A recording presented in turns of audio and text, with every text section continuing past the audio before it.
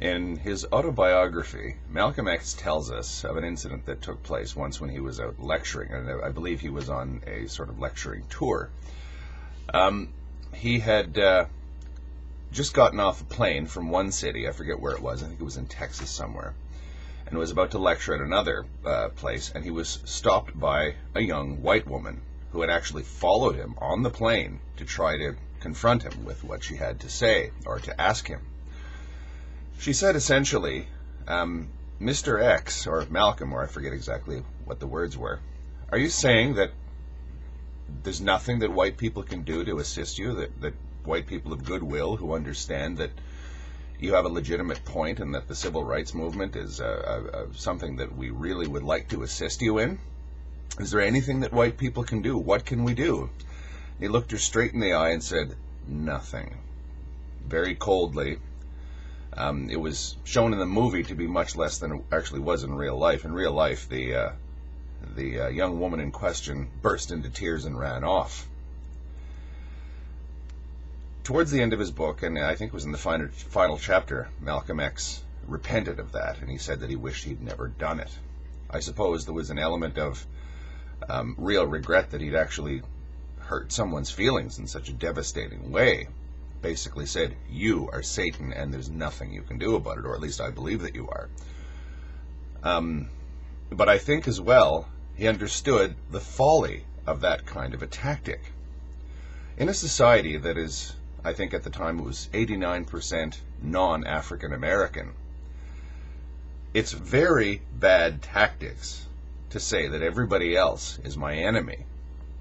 Everybody else is so bad that I want nothing from them. I just want to continue to denounce them. It's political myopia of the highest order. You don't get what you want from 89% of the population by saying that they're all essentially evil. They just won't listen to you.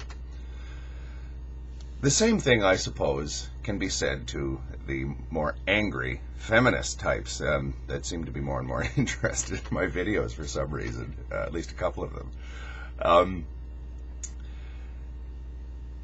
Whether we like it or not, the feminist movement needs allies. The feminist movement needs male allies. You might not think so, but if you're talking about a show of strength here, well, it's 50% against 50% of the society. If it's just a power struggle, an absolute struggle to force other people to do what you want them to do, I'm very much afraid, simply by biological imperative, men are going to win that struggle. We're bigger. It's just the way it works. Our bodies are built to withstand violence in a way that a woman's body is not. Even our minds are built to withstand violence. Even if I don't dispute the fact that males are generally the perps in the conflicts that take place between men and women, and I won't dispute that. It strikes me as fairly obvious that men are more likely to commit violence against women than the other way around. That still does not militate to a position of simply demonizing all men, unless, of course, you want to paint yourself into a sterile little corner where you substitute practical utility and actually getting somewhere for ideological purity. Again, I've seen that in the trade union movement, and it yields the same results. Nothing. We need public support if we seek allies in our cause. We don't gain public support by engaging in conduct that makes them hate us, or even feel repelled by us, which is more likely the case.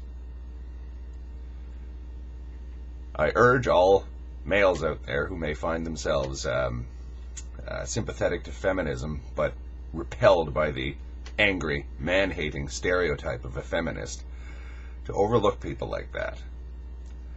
They're a tiny little minority in an otherwise vibrant and, I would say, even essential movement in our society.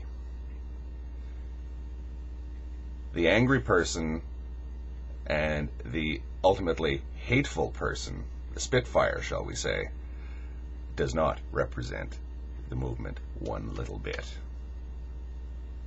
Thank you.